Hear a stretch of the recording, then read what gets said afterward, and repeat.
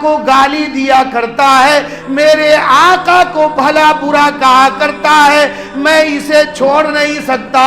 دونوں ننھے صحابی آگے دوڑے، ابو جہل کو گھوڑے سے اتار کر دونوں ٹانگے کو کاٹ دیا۔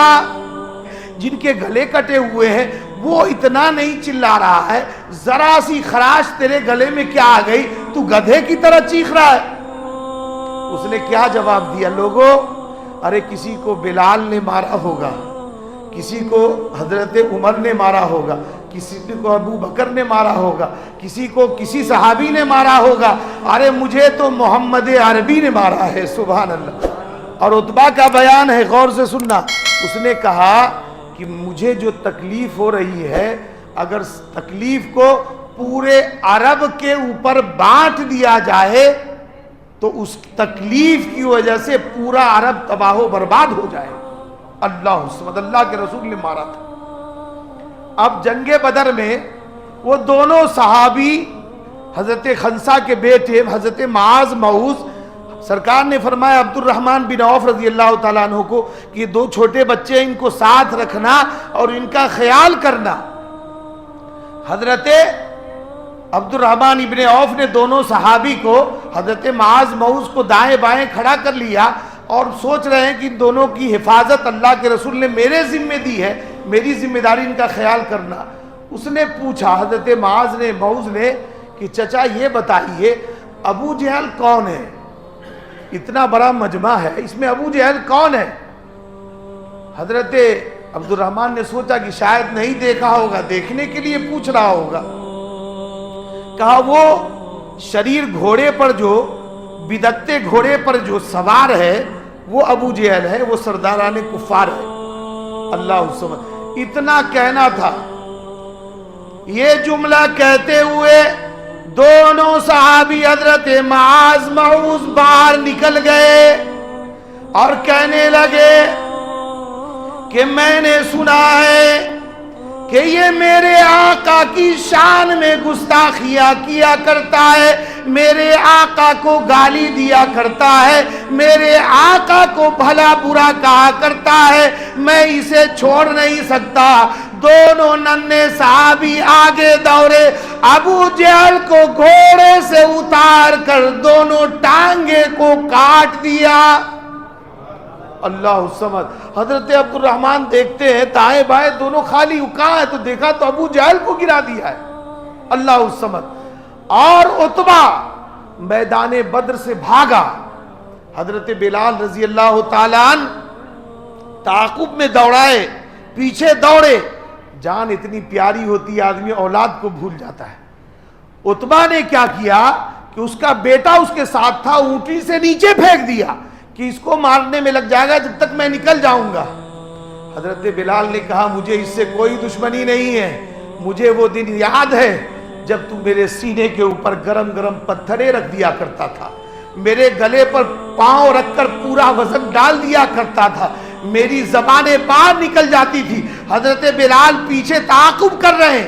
اندازہ لگاؤ، یہ مقدر کی بات ہے، جہاں پہ حضرت بلال کو مارا جاتا تھا آج وہاں حکومت نے مسجدیں بنا دی ہے، اور جہاں ان سرداران کفار کا گھر تھا وہاں کی حکومت نے وہاں لیٹرنگ بنا دی ہے۔ جی یہ مقدر کی بات ہے، یہ قسمت کی بات ہے کہ یہ غریب صحابی جن کو مارا کرتے تھے، ان جہاں پہ ستاتے تھے، اللہ نے وہاں پر اپنا گھر مسجد تعمیر کروا لیا۔ سبحان اللہ۔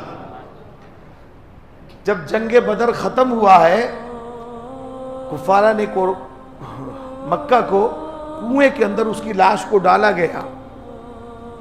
سرکار وہاں پہ کھڑے ہوئے اور فرما رہے ہیں، سرکار آگے بڑھ کر کے کنویں کے پاس جا کر کے، جہاں کفارہ نے مکہ کی لاش اندر کنویں کے اندر ہے، کہ تم آئے تھے اسلام کو مٹانے کے لیے، تم آئے تھے میری نبوت کو ختم کرنے کے لیے، تم آئے تھے اللہ کی توحید کو مٹانے کے لیے، دیکھ لیا اپنا حشر۔ اللہ کے رسول نے، صحابہ نے عرض کیا یا رسول اللہ یہ تو لاش ہے، یہ تو کفاروں کی لاش ہے، آپ یہاں کیا بول رہے ہیں، یہ کیا سنتے ہیں؟ اللہ کے رسول نے فرمایا کہ تجھ سے اور مجھ سے زیادہ سنتے ہیں۔ سبحان اللہ۔ مرنے کے بعد بھی لوگ کی سماعت زیادہ ہو جاتی ہے. آج بھی قبرستان جاؤ آپ کے قدموں کی آہٹ کو مردے سنتے ہیں. سبحان اللہ, سماعت بڑھ جاتی ہے اللہ کی طرف سے. اب جنگ جب ختم ہوا ہے 14 صحابی شہید ہوئے. آج بھی وہاں کی حکومت نے ایک پتھر پر بورڈ لگا رکھا ہے اور ان شہداء کے نام مبارک کو لکھ رکھا ہے. میں نے ان شہداء کی قبر پر فاتحہ پڑھنے کی سعادت حاصل کی ہے. اللہ ہر مومن کو زیارت نصیب فرمائے. اب جب وہاں سے جنگ ختم ہوا 70 کفار گرفتار ہوئے. 313 صحابی تھے, ہزاروں کفار تھے. جیت فتح یابی اللہ نے مسلمانوں کو عطا فرمائی اور 70 کفار گرفتار ہو کر مدینہ لائے گئے. اب بتاؤ جنگی قیدی کو کون خدمت کرتا ہے, کون پوچھتا ہے؟ لیکن میرے آقا کا اخلاق کریمانہ دیکھو.